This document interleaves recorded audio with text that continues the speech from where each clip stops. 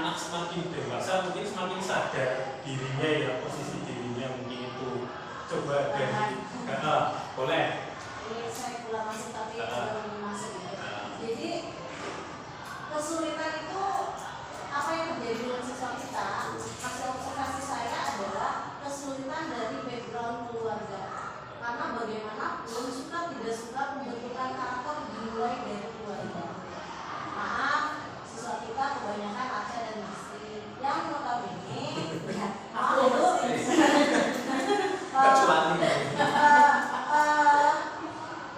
tapi banyaknya Aceh ya, betul tidak? Karena kondisinya saya negara saya ini.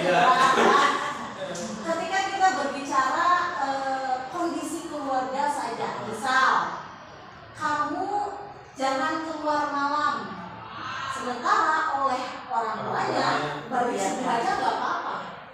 Kamu jangan main game, sementara oleh keluarganya saja dibiarkan. Jadi kontradiktif antara pola kita dengan pola orang tua.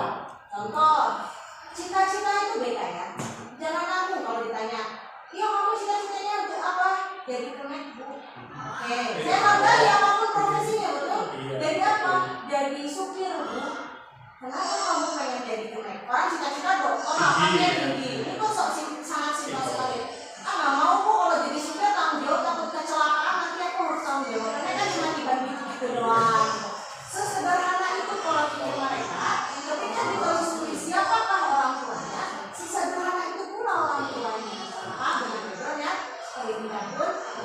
Jadi itu adalah tantangan kita di sekolah, di mana di satu sisi kita harus membuka mindset mereka, tapi di sisi lain sudah ada proses pembelajaran dari 0 bulan sampai dengan sekarang. Itu jadi memang yaitu kita harus belajar banyak ketika menemukan sebuah permasalahan, maka kita harus tahu akarnya itu. Contoh kasus kemarin ada anak tidak mau masuk, ada 2 anak tidak mau masuk. Backgroundnya apa? Yang satu orang tuanya gagal, anak ini kecewa oleh orang tuanya dan lain sebagainya. Yang satu, nah ini kan kita harus bisa-bisanya bagaimana anak ini di-up motivasinya untuk dia bisa mau kembali ke sekolah. Jadi anak ini sebenarnya ke sekolah udah bawa beban yang begitu banyak. Iya, yang juga ya.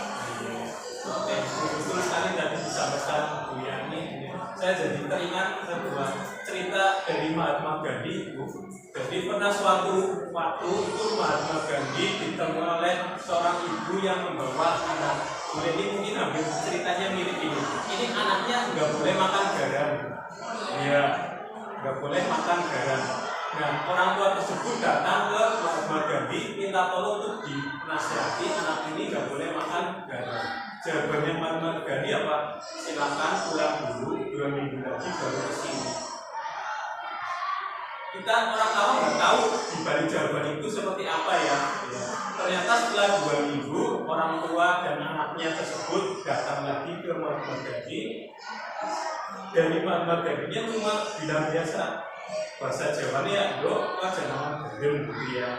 Dan menurut apa yang dikatakan oleh Mahatma Gandhi, ternyata setelah beberapa hari ibunya penasaran datang tanpa anak ke Mahatma Gandhi. Tanya, Pak, kenapa kok anak saya nurut sama jenengan? Terus Mahatma Gandhi cerita pada saat si ibu pertama kali datang ke Mahatma Gandhi untuk menyuruh atau menasihati anak makan garam, dirinya masih makan garam, Mahatma Gandhi-nya masih makan garam. Kemudian menyuruh 2 minggu lagi sambil Mahatma Gandhi ini itu ternyata kekuatan perkataan itu akan muncul dari dalam diri kalau memang kita melakukannya, istilahnya begitu. Jadi kalau bahasa Jawanya apa ya? Undong, kosong, nyontoni, dia itu jatoni itu. Ternyata jawabannya Mahatma Gandhi seperti itu saya dapat dari cerita di YouTube. Sangat inspirasi sekali itu. Tapi saya tambah garam iya, tadi berusaha kali ini anaknya kali ini jangan makan telur dulu. Iya.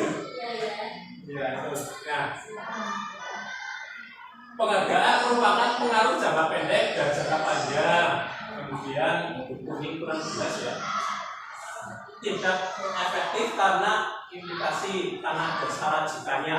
Kalau kamu melakukan ini maka akan mendapatkan ini, itu ternyata tidak baik. Kemudian merusak hubungan, yang percaya tidak mampu akan berhenti berusaha. Kita masuk ke keyakinan kelas. Keyakinan kelas adalah mengapa keyakinan kelas bukan peraturan kelas. Silakan angkat tangan. Iya, angkat tangan lagi. Iya. Saya biar nggak ngantuk. Boleh.